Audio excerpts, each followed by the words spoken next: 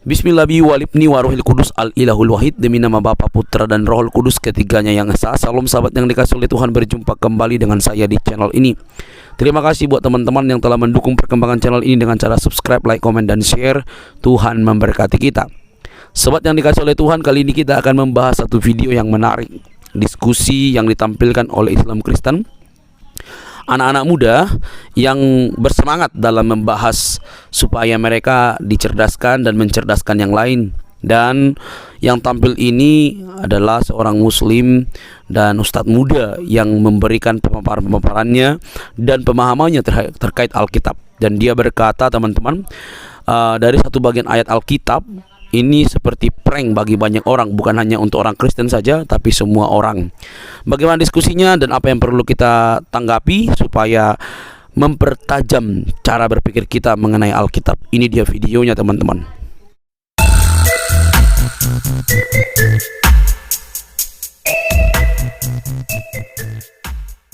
Bapa, demikianlah rohku ada di dalam aku. Nah gitu ya, rohku ini bisa kuutus kalau aku punya kesaktian. Bisa kuutus dia ke Jakarta. Kusuruh dia ke Jakarta, rohku ini. Contoh mau membunuh seseorang, contoh ya, kalau aku ada kesaktian ya. Kalau aku mau bersekutu dengan iblis. Bisa kuutus roh yang ada di dalamku ini ke Jakarta. Untuk satu tugas tertentu. Setelah selesai dia masuk lagi ke dalam aku. Nah, demikian juga dengan Allah. Bapa mengutus firman yang ada di dalamnya ke dunia. Kalau iblis bisa melakukan seperti itu, dengan mengutus roh yang ada di dalamku ini ke satu tempat, apalagi Tuhan. Iblis kan belajar dari Tuhan, karena iblis itu kan dulu malaikat Allah di surga. Dia mencontoh cara kerja Allah itu, dicontohnya. Setelah dia diusir ke bumi, dipraktekannya lah cara kerja Allah itu. Nah, iblis bisa melakukannya, apalagi Tuhan gitu. Jadi kalau kita katakan Yesus itu rasul, boleh. Kita katakan Yesus itu nabi, boleh. Kita katakan Yesus itu guru, pengacara, tabib, dokter, dan segala macam, tidak masalah. Karena tidak akan mengurangi eksistensinya sebagai Allah. Itu Bang, silakan Bang. Oke Bang. Jadi saya menerima jawaban Abang Anak Batak walaupun tidak mengimani dalam kehidupan ya. Menerima itu maksudnya dari situ. Karena penjelasannya bisa saya pahami sesuai dengan argumen dari Abang Anak Batak. Nah, terkait dengan hal itu ya, karena kita diskusinya sehat ya Bangku. Karena aku tidak mau ada dendam di antara kita. Jadi sesekali kita senyum santai. Jadi kalau Abang Anak Batak mau minum juga nggak apa-apa ya kan. Udah aku bilang Bang, udah aku bilang gini ya, kadang tapi orang kadang susah berpikir ya. Yang membuat kita membenci orang itu iblis. Kita saudara, kita sama-sama manusia, ciptaan Tuhan. Yang membuat kita saling membenci itu iblis. Kita harus saling menghormati. Oke, lanjut Bang. Terakhir, ini pertanyaan saya terakhir Bang. Siap. Nah, dalam Matius 7 ayat sampai 23, tolong dulu Abang lihat sambil saya bacakan nanti. Matius 7 ayat 21 sampai 23. Saya mohonnya di sini Abang jelaskan. Sebetulnya kan tujuan kita berdiskusi ini banyak. Salah satunya yang paling penting itu menambah ilmu atau wawasan kita masing-masing untuk saling memperkuat iman sesuai dengan kepercayaan masing-masing. Kemudian yang kedua, meningkatkan silaturahmi, dan yang ketiga sebetulnya yang paling penting itu Bang, menghindari fitnah ya, atau asumsi-asumsi yang tidak benar terhadap masing-masing. Salah satu contoh yang saya lihat dalam kolom komentar abangku di sini, mohon maaf ya Bang, bukan saya mengatakan, banyak teman-teman yang komen, Abang Anak Batak asumsi lagi, Oten asumsi, tapi saya tidak pernah mengatakan seperti itu. Itu maunya saya, kenapa diskusi itu sebetulnya harus dengan dalil, harus dengan data, agar asumsi ini terpatahkan. Tapi kalau Abang misalnya menjelaskan sesuai dengan keinginan Abang, kemudian teman-teman Kristen yang lain menerjemahkan suatu ayat dalam Alkitab sesuai dengan kehendaknya sendiri, bahkan terkadang dua terjemah ini bisa berbeda loh Bang. Jadi di situ yang bisa menimbulkan perpecahan, di situ bisa menimbulkan adu domba atau semacam salah sangka di antara kita semua. Jadi Abang mohon dijawab dengan dalil. Dalam Matius 7 ayat 21 sampai 23, itu yang saya tanyakan terakhir Bang. Ya. Di sini saya diskusikan dengan teman-teman. Banyak teman-teman yang mengatakan bahwa ayat ini adalah prank yang paling besar di dunia. Kenapa dikatakan prank yang paling besar di dunia? Nanti ketika Yesus turun pada kedatangan kedua, ternyata dia berkata ya kepada manusia yang menyembahnya. Kan banyak tuh. Yesus, demi nama Yesus, demi nama Yesus. Ternyata nanti ketika turun kedua kalinya, Yesus melakukan klarifikasi. Nah, ini bukan untuk saya saja, bukan untuk teman-teman yang Muslim, tapi juga untuk teman-teman yang Kristen yang ada di kolom komentar. Jadi kalau benar, ambil benarnya. Kalau dianggap ayat ini tidak sesuai dengan penjelasan, nanti silakan nilai sendiri. Matius 7 ayat 21 sampai 23. Mohon bacakan, Pak. Oke, baik ya, aku baca ya. Bukan setiap orang yang berseru baik. Aku baca. Ya.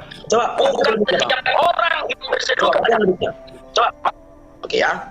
Bukan setiap orang yang berseru kepadaku, Tuhan, Tuhan, akan masuk ke dalam kerajaan surga, melainkan dia yang melakukan kehendak Bapakku yang di surga.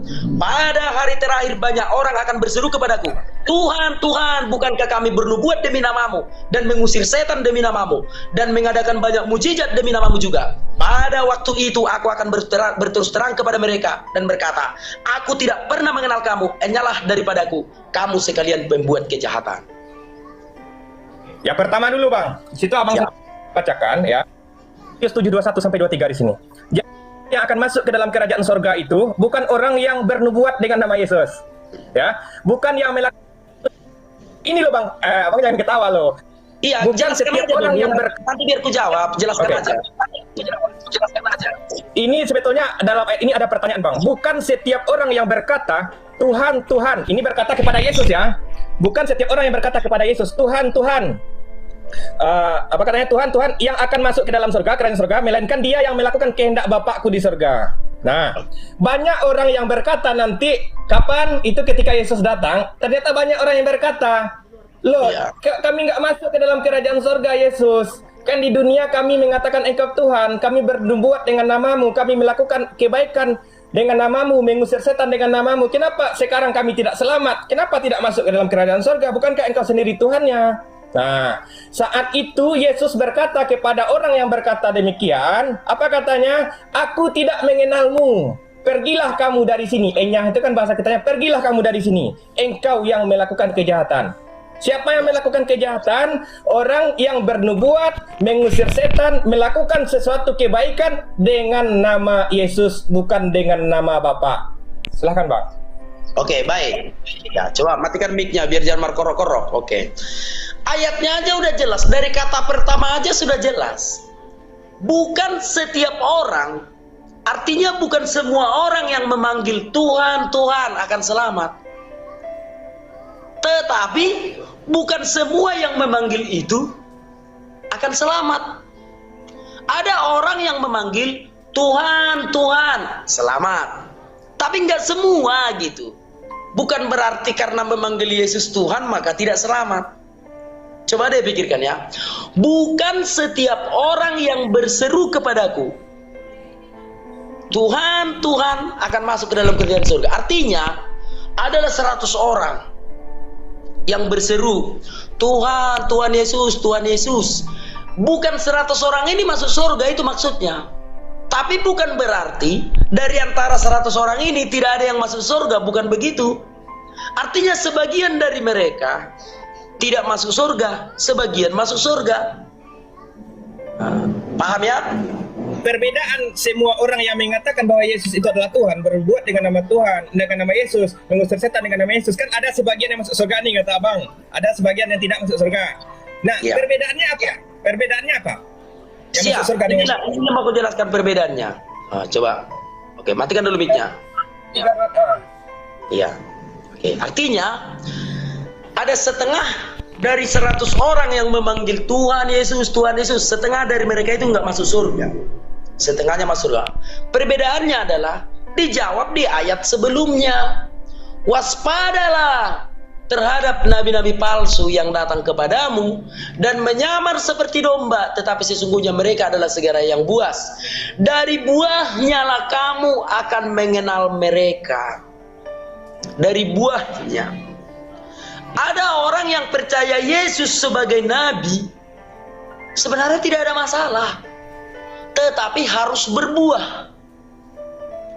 Ada orang yang percaya Yesus sebagai guru, tidak ada masalah, tetapi harus berbuah, harus kebaikanlah yang keluar. Bentar. Gitu ya? Ya Bang, bentar. Apakah bernubuat di sini tidak buah? Apakah mengusir setan dengan nama Yesus tidak buah? Apakah Itu melakukan bukan buah. ini sudah jelas loh, bernubuat dengan nama Yesus, mengusir setan dengan nama Yesus, melakukan hal-hal ajaib atau melakukan hal-hal yang baik dengan Itu bukan nama Yesus. buah. Itu Itu kan bukan buah, bukan. Itu bukan buah. Bukan buah. Coba matikan dulu mic-nya biar kita Oke, lihat apa contoh buahnya buahnya? ya. Coba ya. Apa contoh Itu buahnya? ada. Sebentar ya. Itu bukan buah. Itu bukan buah.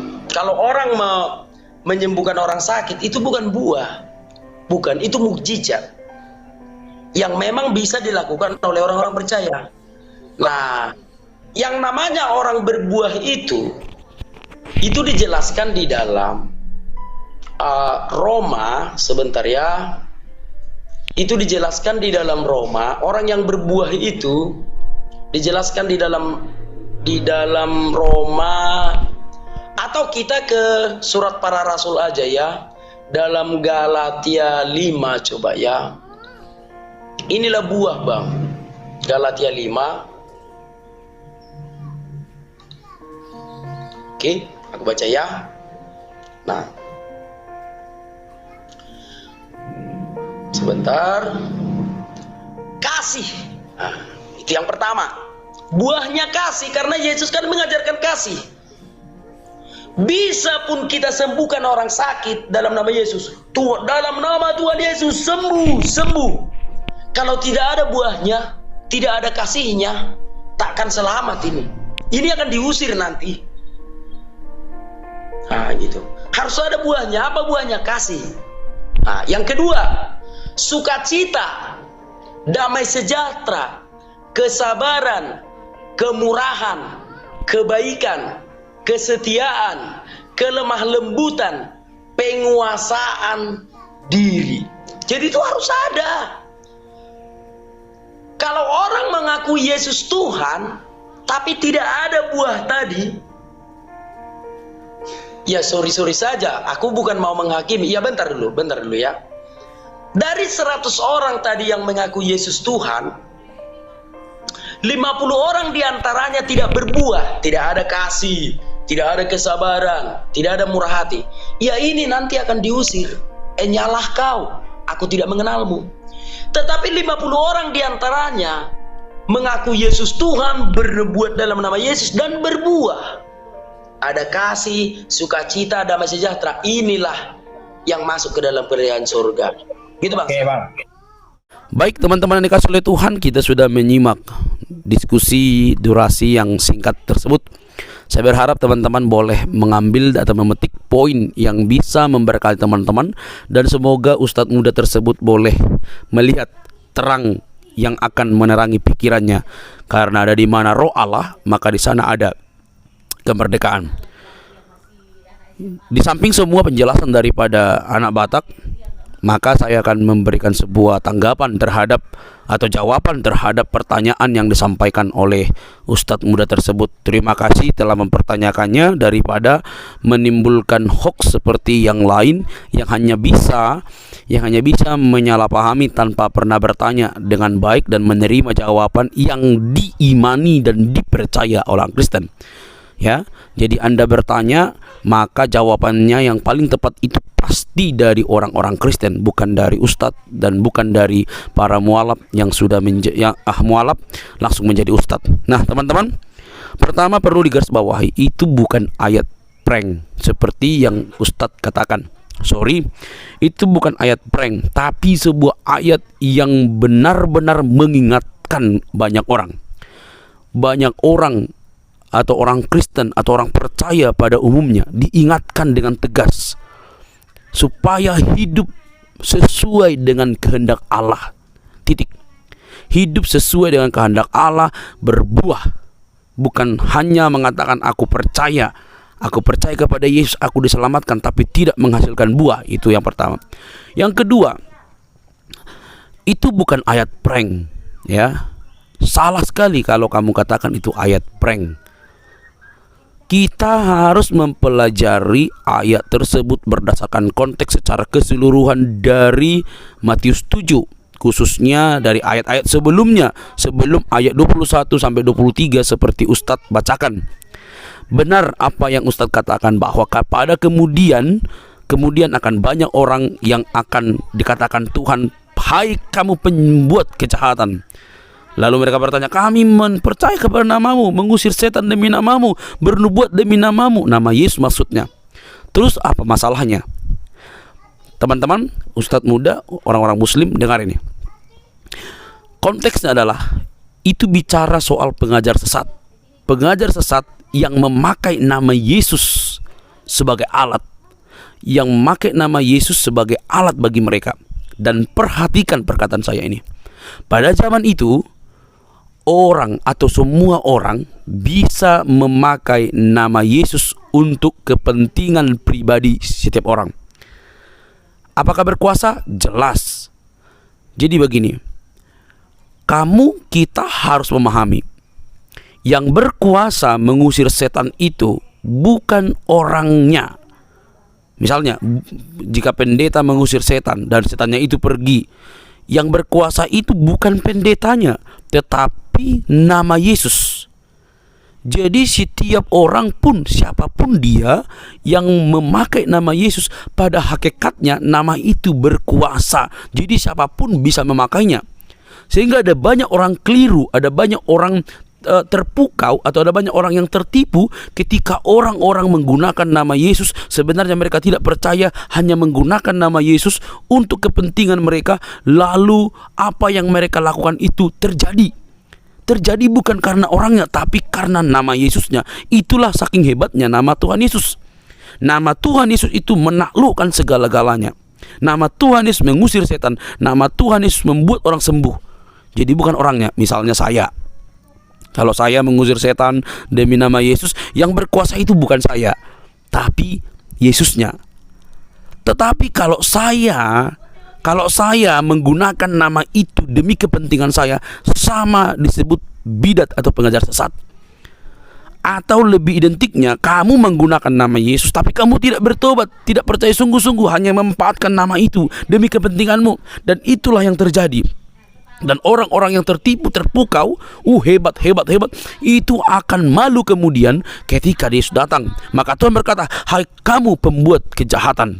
Itu Pak Ustadz, hai kamu pembuat kejahatan. Kenapa? Kamu memakai nama untuk kepentinganmu. Kamu sesat, kamu tidak bertobat, kamu tidak menghasilkan buah, kamu tidak melakukan apa yang dikehendaki Tuhan. Jadi konteksnya secara keseluruhan itu bicara soal pengajar sesat, menggunakan nama Yesus tapi mereka tidak percaya kepada nama Yesus. Dan karena yang berkuasa itu nama itu sendiri, bukan orangnya. Jadi sampai di sini paham ya Pak Ustadz? Semoga Pak Ustadz boleh melihat video ini dan Pak Ustadz boleh memikirkan ulang dan merenungkan betapa suci sakralnya nama Yesus, berkuasanya nama Yesus, sehingga siapapun bisa memakainya demi kepentingannya. Dan saat kemudian itu akan terseleksi oleh Yesus, dikatakan, hai kamu pembuat kejahatan, percayalah kepada Dia dan hasilkanlah buah yang sesuai dengan pertobatan. Hasilkan buah sesuai dengan pertobatan. Itu yang dinantikan oleh Tuhan Yesus. Sampai di sini ya Pak Ustadz ya. Semoga cerdas, semoga dipertajam, semoga dilihat video, dan semoga kamu diterangi oleh Allah Roh Kudus sehingga membuat kamu percaya kepada Tuhan Yesus. Sampai di sini video saya teman-teman. Jangan lupa untuk mendukung dengan cara subscribe, like, komen, dan share. Sampai ketemu di video selanjutnya. Bye bye.